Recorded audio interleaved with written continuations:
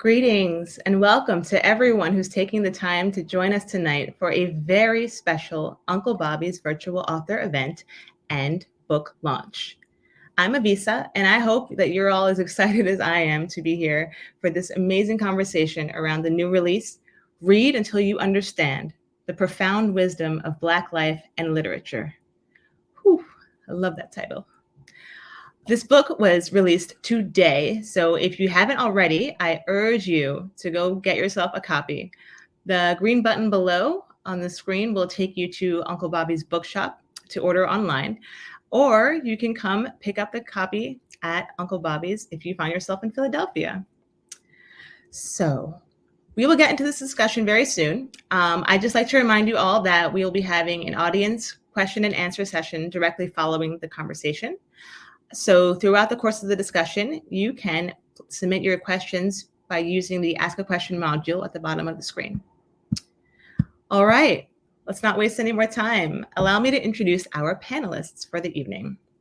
Edwidge Danticat is the author of several books, including Breathe, Eyes, Memory, and Oprah Book Club selection, Crick Crack, a National Book Award finalist, The Farming of Bones, The Dew Breaker, Create Dangerously, Claire of the Sea Light, and Everything Inside.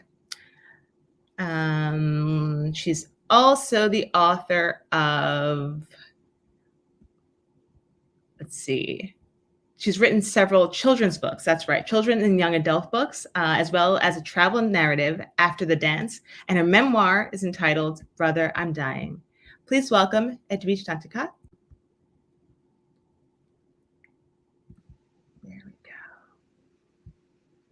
Oh, one moment. Let's get this. There we go. Hi, Edwidge. Hello. Hi. Thanks for being here. Thank you for having me. Thank you for having us. Okay, and now, beloved viewers, help me in welcoming our featured author. Her books include Who Set You Flowin', The African-American Migration Narrative, If You Can't Be Free, Be a Mystery, In Search of Billie Holiday, Harlem Nocturne, Women Artists in Progressive Politics During World War II, and with co-author Salim Washington, Clawing at the Limits of Cool, Miles Davis, John Coltrane, and the Greatest Jazz Collaboration Ever. Please warmly welcome Farah Jasmine Griffin. Yes. Here we go. Hello. Oh, let's see. How can we get this going? What happened? Focus screen. One moment, audience. Having a little bit of trouble here.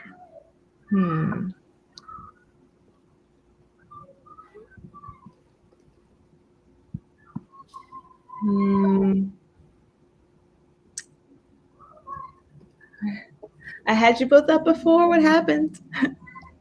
Come back.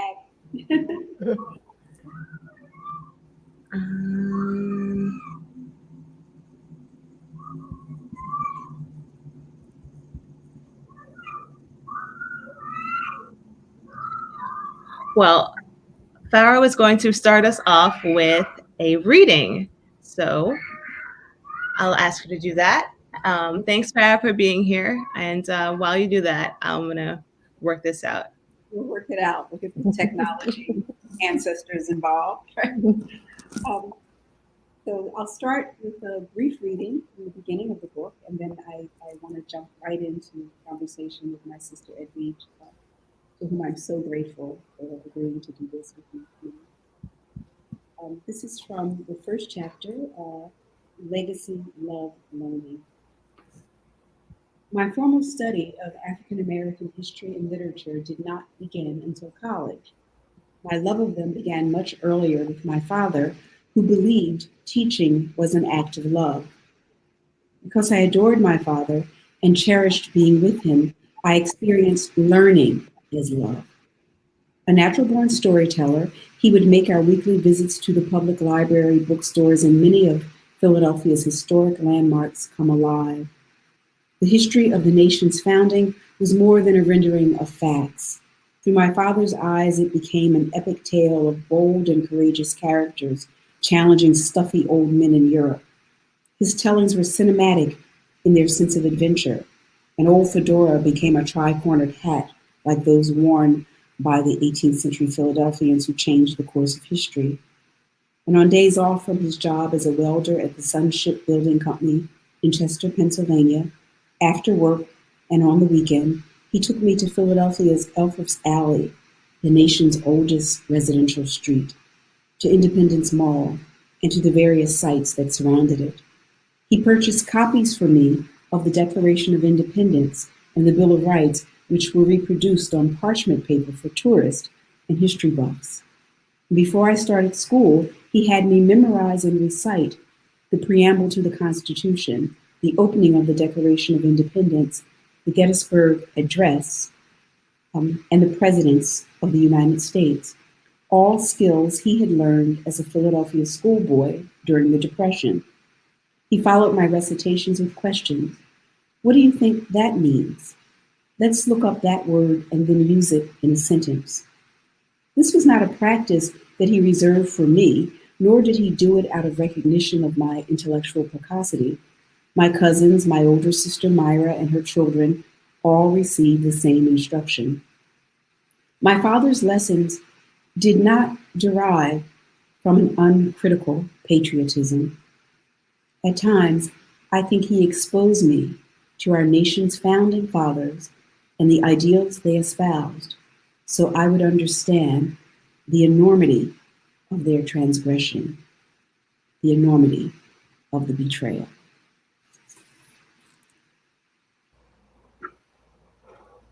Thank you. Can you hear me? I'm sorry, y'all. I can hear you. I just want you next to me. I want you. Oh boy. Well, I can watch you while you talk to me. So. Okay. All right. Well, thank you for the beautiful reading, and good evening, everyone. Thank you for joining us and staying with us through our figuring it out. In spite of everything that's happening, including a waterfall sound that I hear in the background too, I feel like calling forth the title of one of your earlier books, Farah, and say, "Greeting, beloved sisters and loving friends, and my most darling friend." Congratulations, Farah, and happy publication date. I'm so happy to be with you today to celebrate you and this wonderful book. This book was with me this summer. It was a constant companion that I picked up and read and traveled with the little that I could and rested with. And I wanted to pick it up and ponder, then read some. It's a beautiful book. It's a smart book. Nobody's going to be surprised about that. It's memoir, it's history, it's literary criticism. So I'm very, very happy to be in conversation with you. I too want a side by side on the screen at some point, but I know they're working hard on that. But maybe we could do the back, like when you're talking, you'll be big. When I'm talking, I'll be small. Let's do that. But I wanted to start. I want to go back to your father, who is such an important presence in this book. But I want to start because it seems like nothing in this book was, everything was done with such love and care. So I wonder if you can tell us a little bit about the beautiful painting and also the title, which is also linked to your father. Yes. So the cover, I had been collecting artwork and artists, forever, not thinking that they would be the cover of the book. And then later on, when I was thinking about possible covers, it seemed like everything mattered, This cover was from an artist, Ruud van Impel, who is actually a Dutch artist, who I had collected his work on little postcards over the years. He has a series of really beautifully rendered Black children. And I just had been collecting them on postcards, and every time I saw them. And then I was able to work with the beautiful book designer at Norton, who just giving her, Sarah Wilkins, giving her a number of artists who I loved. And we tried out a few different things, and she actually found this particular work of his, knowing that he was an artist that I was very interested in. And I fell immediately in love with her because she's so beautiful and so contemplative. And she reminds me of, the girl with the pearl earring, that famous Dutch painting. But she also reminds me of the little girls who I grew up with in South Philly myself, and I especially love the way her little twist, one of them has just kind of escaped from the discipline of being twisted. And I think, that's because she's been jumping double Dutch or something. So that's where that particular painting, and his work is actually a series of photographs that he takes, and then he combines the features of the photographs and gives us these beautiful portraits. The title of the book comes from a note that my father left me, and I write about this in the book. My father left me a series of notes actually written in pencil in 2 books. One was called Black Struggle, which was a kind of history, a historical overview of Black history, particularly the Black freedom movement, and by a man named Brian Fulks. And the other one was a little collection of quotations. And he wrote me notes in those. And the notes said things like, please read this, read. And he said, read this until you understand. If you just read it, you may not understand it at first, but read it until you understand. And I carried those books with me for years. Yay, there you are. Thank you, Elisa. So I carried those books around with me. My father died when I was 9. I kept them, and they went everywhere. They went to college, they went to graduate school. And I decided to include the notes in the book. And then I was like, that's what this book is about. So that's where the title came from. Mm-hmm. Your father seems like daddy, like the Song of Solomon dedication. And in the piece you read, you begin to, and you tell us a lot more throughout the book of, the things that he went through, but he put you on the path to your love for literature. Can you talk a little bit about that? And so from this note in the in this book that your dad left, gave you, and all these other books that he introduced you to, and how that put you on the path from sort of being a student of your father to now a teacher of this great literature that he introduced you to, that you're now teaching, that you love. So how did that journey happen? Sure. So my father was a voracious reader. He was a working class man, but he read all the time. He had paperback books in his pocket all the time. And we spent a lot of time in bookstores and libraries. And, he taught me to read before I learned in school. He taught me to read. And our house was full of books. It was full of books and albums. My father was a big jazz fan. And so I was surrounded by books. I was a daddy's girl. So I liked being with him. I liked spending time with him. I liked the way he liked that I read and could read, and he bragged about that. And then when I lost him, when he died, when I was 9 years old, I actually don't know that my life would have turned out the way that it turned out had my father not died. But when my father died, I was just at a loss, and I was seeking him out. And what I had, he left all these books behind, and so what I had all these books. I knew that my father valued reading. And then when I started reading them, I had already enjoyed reading, but it felt like they were a lifeline. They just became a lifeline. And they talked about everything, all the things that we were dealing with, they talked about. So I think that I continued to read and began to be very hungry for reading, because I was also hungry for my father in a way. And then I just fell in love with kind of books, book people, the world of books. Books never disappointed. They never disappointed. And there's always something new. Like I remember when I first read this beautiful young woman who wrote a book called Breath, Eyes, Memory. And I was like, I looked at the picture and I'm like, oh my gosh, she's 12. She wrote this book and she's 12. But it's that constant life of discovery. You're never bored because just today, like, there are all these books that came out today. Like, oh my God, I want to read them. I don't have enough time. And I think that my father set me on that path. Mm-hmm.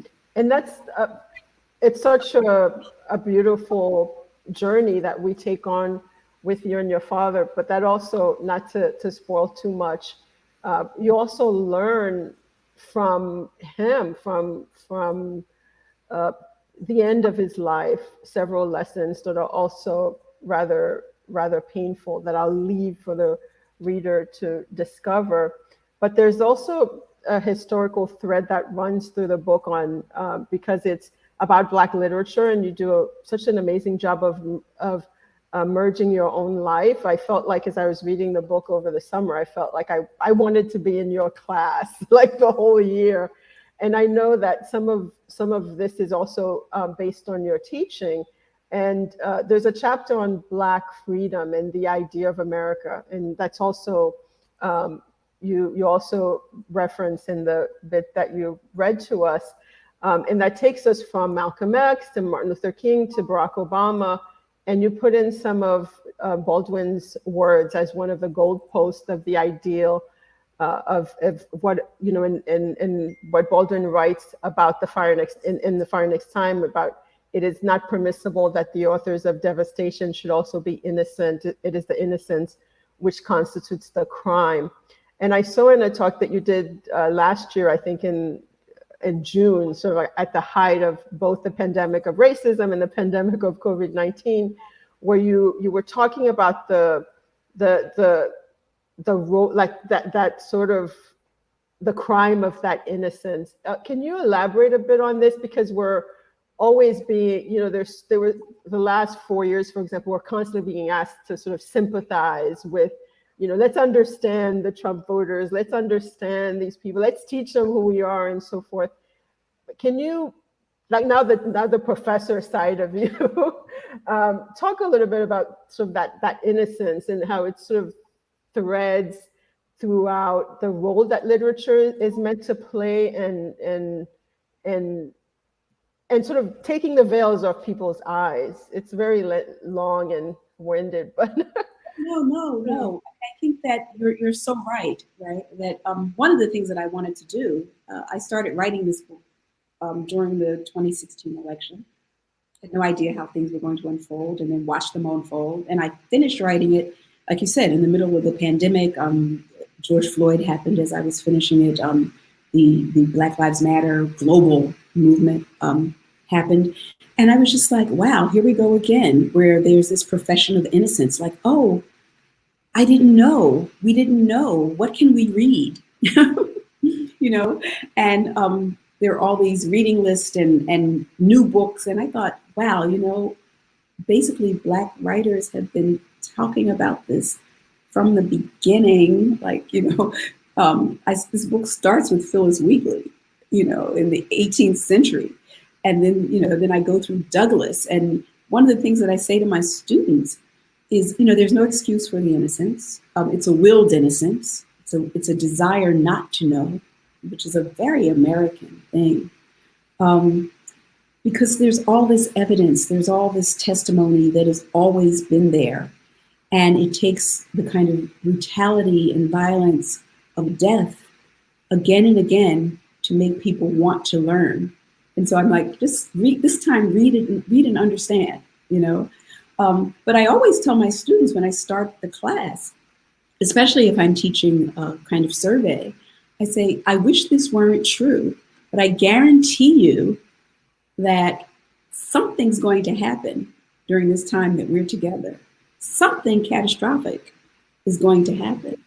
And these authors who you're reading will suddenly become more relevant than ever. And I long for the day when that's not the case, or when they will become relevant in the way that other great writers become relevant, because something else makes us want to learn from something that has already happened but doesn't happen anymore. It's happening somewhere else.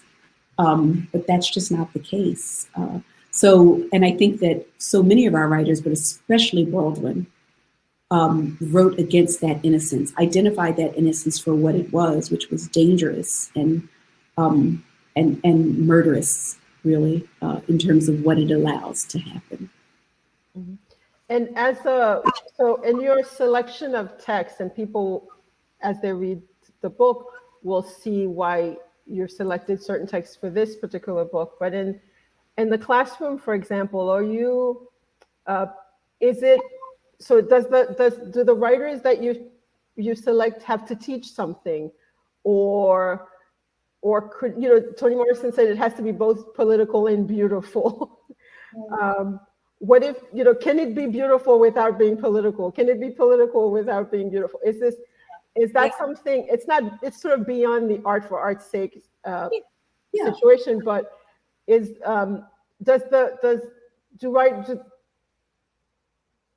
is there always something to be learned in something that you pick up as a Black person, for example? So I'll say that some of the books are more explicitly political than others. Some of them I just am an indulgent. I'm like, oh my goodness, look at that sentence. Like, like it's breathtaking. It's just beautiful. And so some of them are more explicitly political, what we think of as political, and others of them are less so. I think there's something to be learned in every single thing we read. Always there's something to be learned in everything we read. And I think that books by African-American authors, African diasporic authors that dwell in the beauty, right? That dwell in that aesthetic beauty side.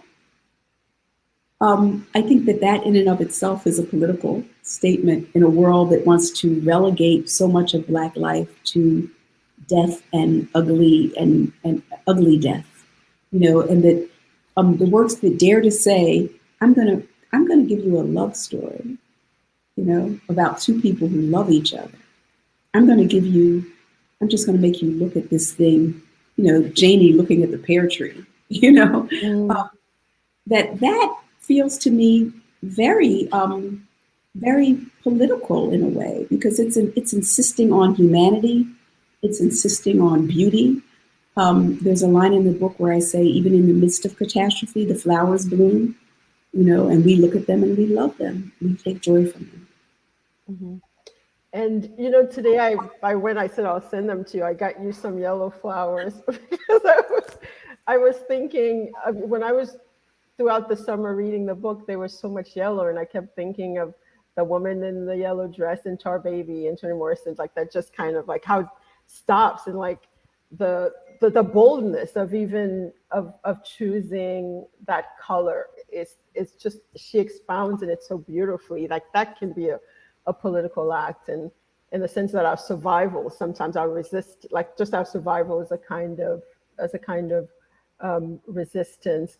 I remember watching last summer a conversation on PBS with, I think it was Roxane Gay, Anna Devere Smith, and a young congressman from Colorado, a young man from Colorado, they were talking about sort of like what had changed in terms of who was showing up in the protest. And Anna Devere Smith was saying, you had a lot more, people of all races, a lot of young white people especially were coming.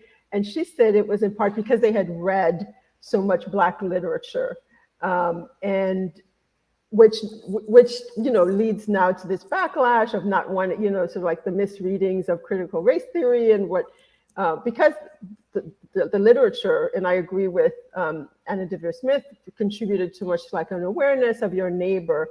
So what do you think of like the role of Black literature in protest, like in sort of in this awakening, though, which seems different than the other, similar to the other question, but in sort of creating a common awareness of younger people, Absolutely. I mean, I think younger generations, and you're right, they're trying to legislate that away right now. But younger generations, many of them are exposed to writers, Black writers, writers of African descent in ways that I was not. I mean, I was exposed to it because I read it on my own, but I wasn't exposed to it in school in the same way. And now, I have students who have read Hurston in high school. And I think that they just have a different awareness. And also what happened, I think, because some of them had been reading and had been studying, and it's primarily through the cultural forms, the art forms, that when they saw what happened with George Floyd in particular, but also Breonna Taylor, Ahmaud Arbery and all the other ones, the kind of litany of names that run throughout my book too, is that I think they were stunned because they thought, oh my goodness, like this is still happening. Like I read about this. I thought this was in the past. Or, oh, I know what that is. I'm not even going to ask if that's what it looks like, right? Because that's what has happened before. Oh, I'm looking at it, but it's not what it looks like. And those young people were like, no, I'm not even going to, I know what that is. It's exactly what it looks like. Because they have a familiarity and an awareness. And I think that particularly the literary works, I always say they're an invitation. They're an invitation to know, to get to know, to be curious, to question. They provide, so we have a group of people, not enough, who have accepted that invitation. And then it encourages them to say, I'm not going to stand for this. What can I do that's different? I think that makes a huge difference. And it goes back to that idea of the innocence, right? They don't want to claim that innocence. They don't, younger people don't want to say, I didn't know. I think they don't see that as an excuse, perhaps in the same way that the previous generation, having been exposed to each other in different ways and through the culture, and particularly in depth through literature. Exactly. I think of my brother and friend Eddie Dowd's book Begin Again, and how it's been taken up, and how Eddie does such a beautiful job of telling us how we might think about Baldwin in this moment, and that young people who have resurrected Baldwin, they know that line, right? They know that line, and so it's their question is, how do we do it differently? What do we do differently this time?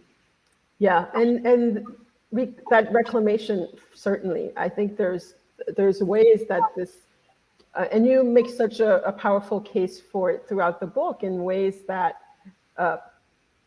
African-American writing and literature can help us so much to get closer, as you say, to sort of healing this fragile democracy, and to sort of understand the planet through the different struggles, that it's all there in the stories, if we're willing to engage. And certainly one way to begin is with the book, is with your book, because you do it with such love and in such a personal way. I want to return to the personal and through your mother. And your mother reminded me of this Alice Walker essay that I loved, In Search of Our Mother's Garden. Your mother was a seamstress like my mother, and she grew flowers like mine, sometimes through winter, and made curtains. And your mother's garden played a very important role throughout the pandemic, and just the way in sort of growing something, but also was a symbol of community. Tell us a little bit of the story of a bit about your mother, and how she seemed like she was always surrounded by community, which leads to this other element of the book, which is very powerful, about Black joy and love, and the role that plays, and growing our gardens, so to speak. Certainly. So, the book opens with my father's death, and then much of it is it's remembering him, but it takes place after his death. And so a lot of it is about my mother kind of letting me read and encouraging me to read, and us planning my education based on what my father might have wanted. But it really is my mother. And as you said, she's a lover of beauty, a cultivator of beauty, and like your mother, a seamstress, and that's a very special mother. Those seamstress mothers are very special. And she is surrounded, she's the baby sister of 3 sisters. So at first she's surrounded by her family, who step in and care for her and hold her up. She's a young widow, and so with an adult daughter and a young daughter, and so her sisters are primarily her first community. But then, her mother and her nephews and her neighbors. I mean, she's just surrounded. She's got her own solitude, which she finds in her sewing and in her creativity, but she's always kind of engaged in and taken care of by those who surround her. So I knew that the book was going to end with the gardens. First, the gardens of the women in my family, the urban gardens. And yes, I was very inspired by Alice Walker. But these were urban women who created these gardens. And they meant so much in terms of, even though sometimes life was hard, there was just this space where you can be contemplative and where you can create beauty, and you can share a clip, or you can share a seed, or you can share these different things. And it ends, because I finished the book in the pandemic, it ends with the kind of resurrection of my mother's garden that my friend Barbara, who's like my mother's daughter, and I decided, okay, we're going to keep her busy because she's stuck in the house. She can get outside and she can garden some more. So then once it became, that, okay, she's doing this garden and Barbara and I are helping her plant it and she's tending to the garden, then, people send her things. Like my friend Michelle sends her mint from Berkshires, and somebody else, my friend Julia, brings her lettuce plants, and then a neighbor brings her something else. And all of a sudden, that community that I grew up knowing in South Philadelphia, that seemed to have shifted and was gone away because of the pandemic, it sort of recreated itself. And this is happening in the midst of Philadelphia being a site of the Black Lives Matter, a really important site. And so that's all there. And there's this quiet place of beauty and community that's created once again through the garden and her yellow rose bush. Yeah. I can't see yellow roses anymore without thinking of your mother. And the other thing that felt so palpable throughout the book was love. And when I read this line, which I promptly sort of highlighted and started, like when you talk about your own experience of having been so deeply loved that you have no difficulty in believing in the transformative power of love. And, I always say I'm trying to grow two young women. And I was like, wow, that would be like, I would consider myself a successful mother if at some point in their lives they felt so deeply loved that they like and believe in love in this way. And at the same time, you complement that with what Baldwin wrote about love, where he says, not merely in the personal sense, but as a state of being, a state of grace, not in the infantile American sense of being made happy, but in the tough universal sense of quest, daring, and growth. So how do we like grow people with both of those sense of that sense of love? People like who believe in the transformative power of love, but also don't fall easily for that infantile sense of being made happy. Wow. I mean, I think that that's one of the gifts of, when I even think about Black music, that can be romantic and whatever, but there's always something transformed in it so that it's not sentimental, right? It's about love because it's necessary in this tough world, and love as a way of boosting, and love as a way of honoring ourselves and our humanity up and against what, all the stuff that we have to deal with on a regular basis. But it's not a love that's kind of indulgent, right? It's not a love that's telling you you're perfect, right? It's not a love that's telling you you can't do wrong or you can't make mistakes. It's a love that is, and it's not a tough love. I don't like that idea either. But it's a love that says, I love you unconditionally. And that, when you're wrong, I love you. When you make a mistake, I love you. When I have to chastise you, I love you. When we disagree, I love you. You know, I remember once my mother and I were talking about something and she said, oh, that person doesn't want you to love me. And I thought, how is that possible? You know, like there's nothing you could do ever that would make me not love you. Um, and that's what I think Baldwin was talking about. And there I talk about how Baldwin, especially in his love story, If Beale Street Could Talk, which is a love story, it's about those two young individuals loving each other, but it's also about the community that surrounds them and the kind of ethics of that community that's motivated in a kind of love that models for us what a society kind of governed by that might look like. It's a love that's willing to fight. And I'm willing to fight because I love you. Mm-hmm. Yeah, it's that love in Sula where Mama, you never said you loved me, and it's like I kept you alive, and Right. the whole list of sort of like going to the pit of hell to drag you back kind of love. You extend beyond literature, and you've hinted at this into music and the visual arts as well. Who do you look at until you understand, or listen to until you understand? Oh, wow. I just listen all the time, you know. So I listen to old singers. I mean, the chapter that talks about the music is a chapter from the music of the 1970s primarily, but I'm also always trying to hear new people to understand, or to understand younger people, listening to their music so that I can understand them. Asking my students and my young people in my family to teach me how to listen, right? Sometimes, you know, I'm listening with old ears and I need to be taught how to listen differently. Like, why do you like this? What is this doing for you?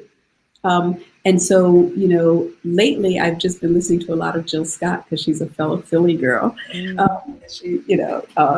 I just love her music, the way that it fits within that musical tradition and the way that she's extraordinary on the other side of it, extending it. So I've been listening to a lot of her.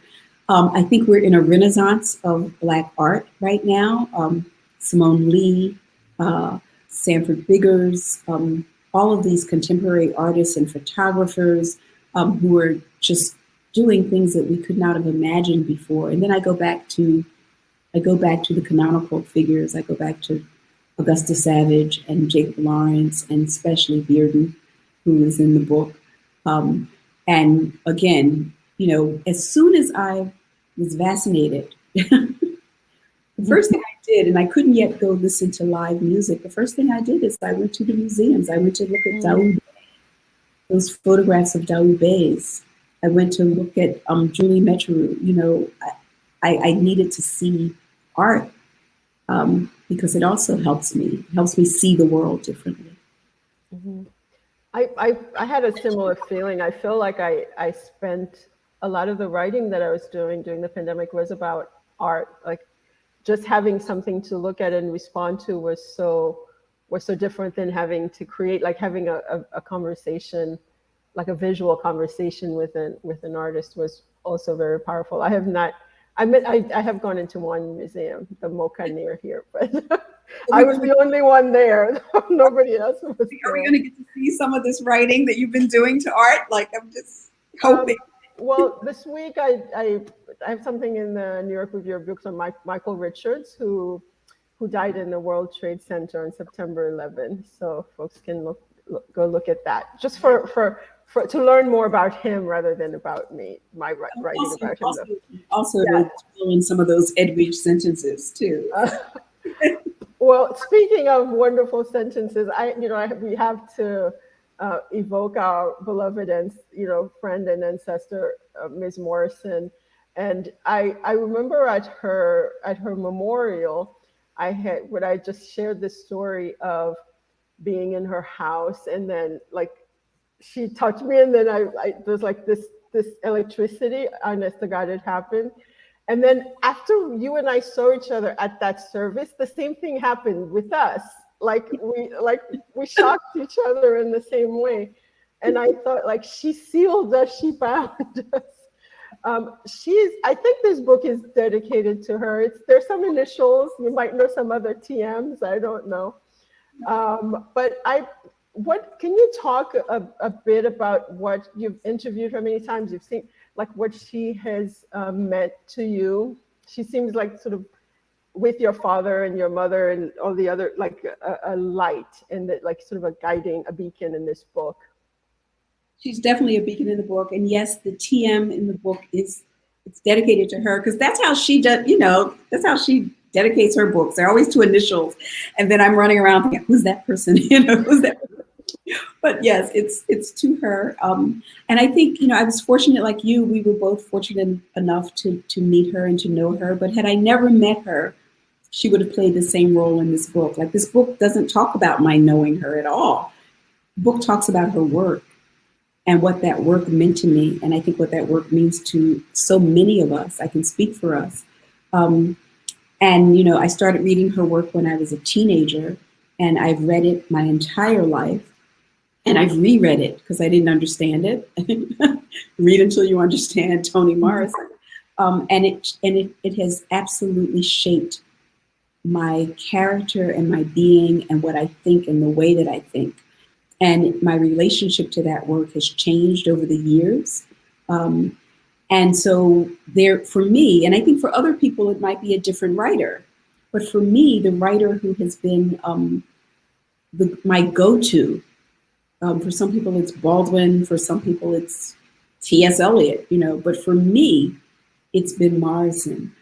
And so that's why her work is so important. And her work is in this book. And her work is a touchstone throughout almost every chapter. I write about a lot of different writers, but the way that I think about those topics has been in many ways shaped and informed by Toni's work, even when I'm not agreeing with it. And I learned that that's okay. You can love someone and not always agree. But most of the time, I'm a student of that work. And, I know we both, she just meant the world to us as a person, but really she also is the work that endures and that continues to inform and shape and make us think. And really, and has that electricity. And I remember it was Cathedral of St. John the Divine, right? And we touched each other. It was like, I will remember that always. As will I. So before I jump to other folks' questions, I want to wrap up by asking you, so do you understand or are you still reading? I am still reading. I always say, like, I think that what a measure of someone is, I know how much I don't know. Like if I get to the point where I know it all, I want you to come grab me and say, Farah, that's just too arrogant. Like I am always trying to understand, and I might feel like I understand in a moment. And then I go back and I realize either I didn't, or I wasn't mature enough, or something hadn't happened. So the way that I understood it before, I understand it differently now. So I'm always understanding, always trying to understand, always reading all the time. So yeah, I was rereading you the other day. I want to say, I thought it was you. What I want to say though is just, when I was thinking about who I wanted to have this launch conversation with, you were my dream interlocutor, and I was so grateful that you said yes, because I love you, that, but also the work and this book. I can't tell you, Edwidge, I was writing this book and then you published The Art of Death, and I read it 3 times during the course of writing this book. I was writing, I went back and I read, your memoir, right? About your family. I reread it. I reread The Farming of the Bones. I mean, I return to you all the time. So you're one of those people who helped me understand. Thank you. Thank you so much. And I love talking to you always, and this, we could do it all night, but we're going to let folks in. So if you have a question, I'm not great at the technology. I'm like an old person. Neither am I. It should pop up on the screen somewhere if you have a question.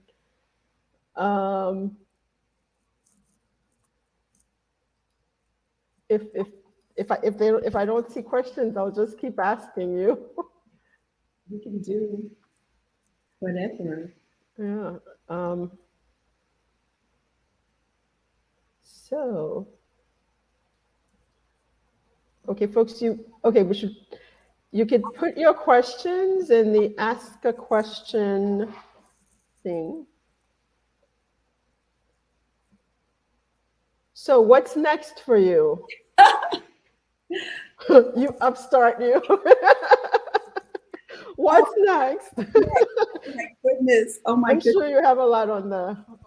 I have some things, I have all these superstitions about things. So okay, you don't have to say, but you I have am some things. working on a collection of essays. Some of them will be new essays, and some of them will be previously published. And those were the result of people like Salamisha Tillett and Daphne Brooks and Regine Jean-Charles, all asking me to pull together a collection. And then I had a bunch of things that I hadn't published that I thought would be nice to put together. So I plan to do that. I probably have some things still thinking about Morrison that I will write about her, but mostly, short pieces. I have an idea for the next longer book. This feels like a kind of transition book to me in some way, very much a transition book. And I want to honor the voice of this book and do a little more writing in that voice, I hope.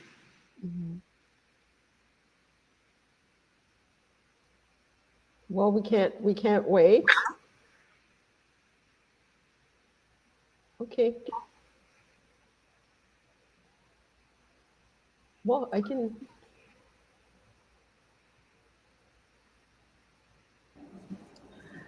Okay. Well, I was waiting for folks. This would feel like a little bit like backtracking. Is there, as you mentioned, you started writing this book after the election, 2016, and you ended in the middle of what you refer to as both I think it was a really powerful phrase. What is it, like a slaughter, and you phrase it so beautifully. I can't locate it. But are there things that you learned during this time that you will carry with you? Are there from this year that we're emerging from? Yeah. What were some of the lessons for you? Wow. I think I wanted to write a book that was both in the moment, but above it or beyond it, so that it would outlast the moment. So even though I started it and started thinking about the ideas during the election, I don't really talk that much about the election, and I don't name the person who was elected at all in the book. Because I want to acknowledge that it happened. I want to acknowledge the damage that was done, but I don't want it to be about that, right? Because it had to be about this thing that taught us how to be human. And that was our love for each other and this tradition, for lack of a better word, that teaches us how to be human. And I think that, so much about this past year, it has shown both the best of us and the worst of us. I wrote that chapter on death. It was very hard to write because I wrote it, I went back to it and returned to it and finished it, when we were losing people in the pandemic, and it was racially inflected, and it was class.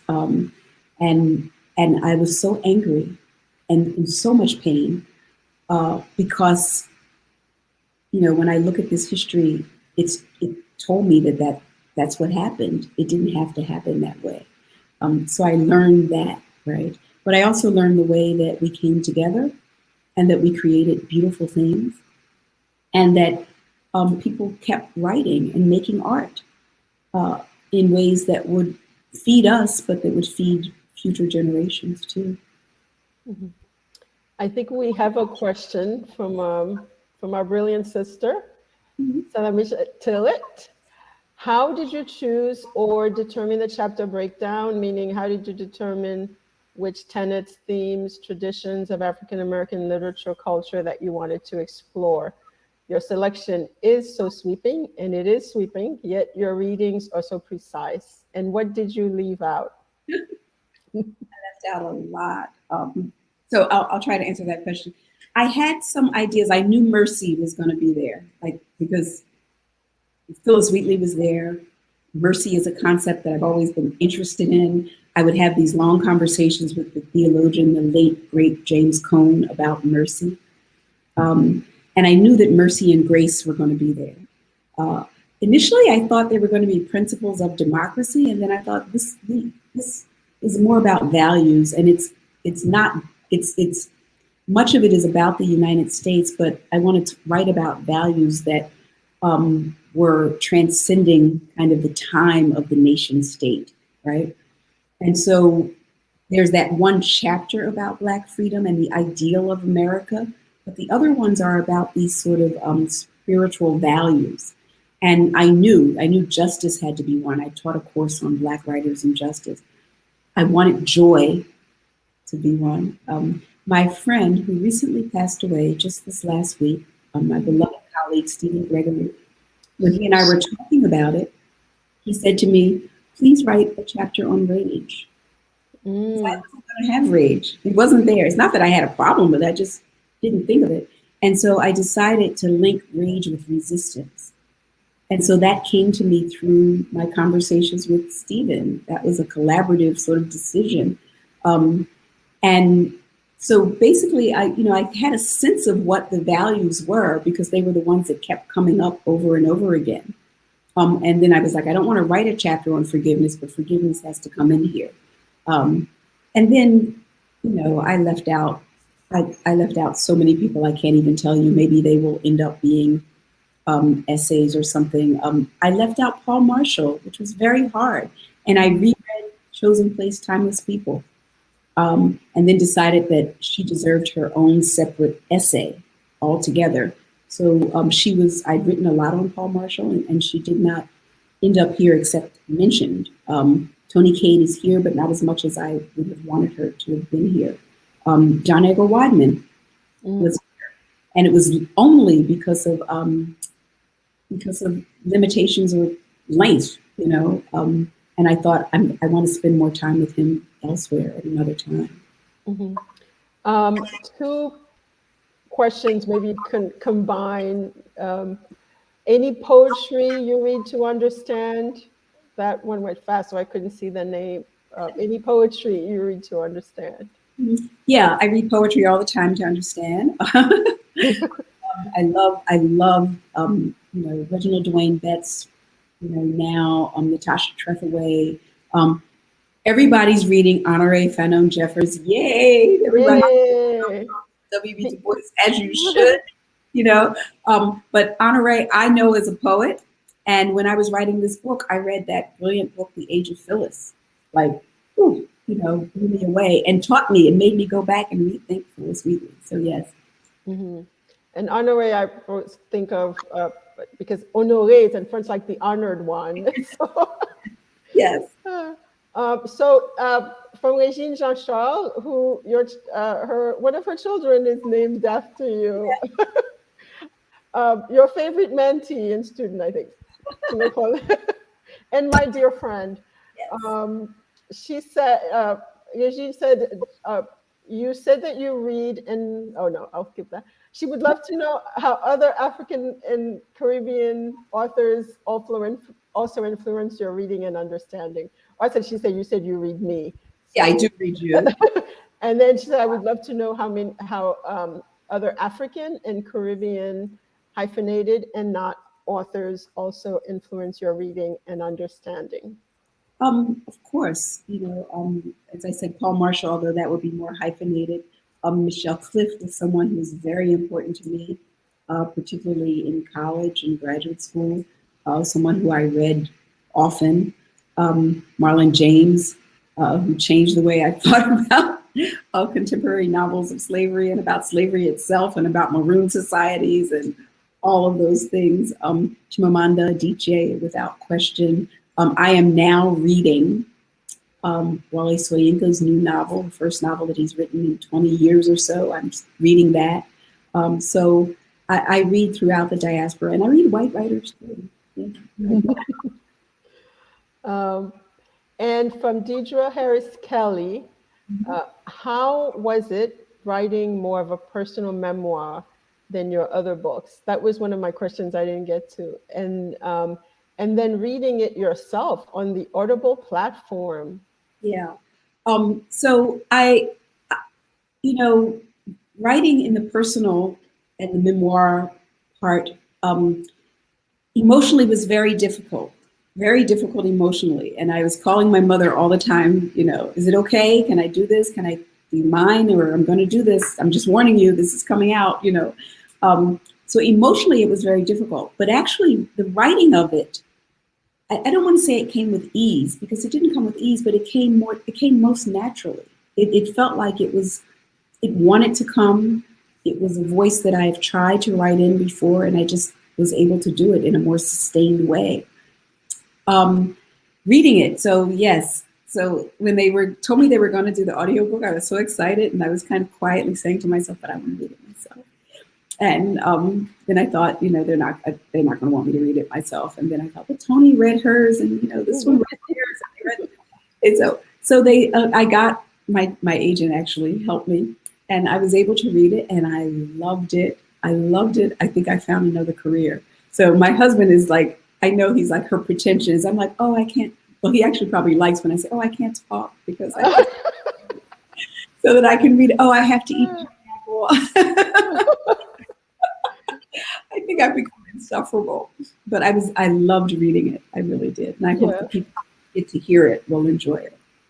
It seems, folks are, Feed Your Blocker is saying they're listening. I'm listening to the audiobook, and it is a gift. Oh, wow. Thank you. So I've seen, there've been quite a few compliments on the audiobook. So that's, it does bring out one's inner diva, right? Like I read The Art of Death, but that was sad, but I felt like I found myself acting out things. I felt like, don't get carried away, girl. It really does. It really does. But it takes a lot longer than folks think. Right? Yeah. It's quite a task. So it's wonderful that people are enjoying it. So I think we're at the end of this. Oh my gosh. It was so wonderful chatting with you. I don't know if someone will pop up now and tell the folks to go buy the book and buy it for your friends. It's a phenomenal book. I just, I started with from one of your earlier books, Beloved Sisters and Loving Friends, and My Most Darling Friend. And I want to say to everybody, and to you, my dear loving sister, good night. And everybody, thank you for joining us. And this was wonderful. It felt like we were in community among friends. And thank you to the folks at Uncle Bobbie's for having us. Bobbie's, yes, my dream place to launch the book. Thank you, Edwidge. Thank you both so much. That was such a wonderfully moving conversation. Gave us so much really touching insight. Thank you so much for being here, Edwidge and Farah, and congratulations. Thanks to everyone who showed up. There was so much love in the comments section tonight, and it could only bode well for the success of this book. I also want to give a quick thanks to our partners at WW Norton and everyone else who helped to organize this event. Rose Sheehan, Gabby Nugent, Carol Taylor, and Tanya McKinnon. Thanks, everyone. I'm looking forward to seeing you at Uncle Bobbie's when the occasion arises. And everyone be safe. Thanks. Have a good night. Good night.